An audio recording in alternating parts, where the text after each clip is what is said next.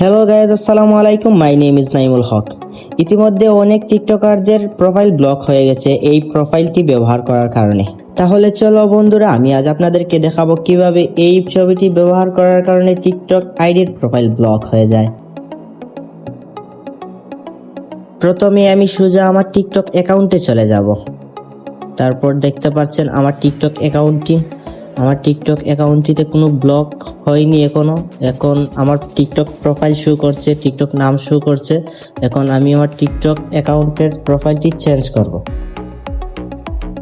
আমি আমার গ্যালারিতে চলে গেলাম। তারপর এই প্রোফাইলটি এখন আমি যোগ করব।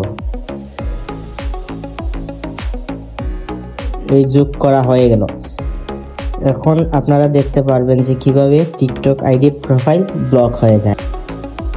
এখন নতুন করে টিকটক অ্যাকাউন্টে আবার প্রবেশ করতে হবে। তো সবকিছু ক্লিয়ার করে এখন টিকটক অ্যাকাউন্টে প্রবেশ করলাম। এবার একটু লক্ষ্য করে দেখুন, আমার টিকটক অ্যাকাউন্টে ফার্স্ট ওয়ার্নিং চলে এসেছে এবং প্রোফাইল রিমুভ হয়ে গেছে, এবং নিচে থাকা যে ইউজার নেমটি ছিল সেই ইউজার নেমও এখন শো করছে না। সব কিছুই যেন জাদুর মতো গায়েব হয়ে গেছে।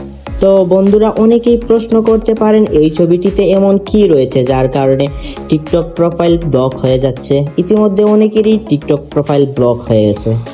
মূল কথা হলো, এই টিকটক প্রোফাইলটিতে কালো পোশাকওয়ালা ব্যক্তি এবং ব্যাকগ্রাউন্ডে আরবি হরফ থাকার কারণে কোনো শক্তি বা প্রদর্শনীর কথা বা ভাব বোঝানো হয়েছে। এই কারণে টিকটক রোবট সরাসরি টিকটক প্রোফাইল ব্লক করে দিয়েছে, এবং পরবর্তীতে আপনি চাইলেও আর টিকটক প্রোফাইলে ছবি অ্যাড করতে পারবেন না। এবং 24 ঘন্টা পর টিকটক অ্যাকাউন্টের প্রোফাইল নিজে থেকেই আনলক হয়ে যাবে।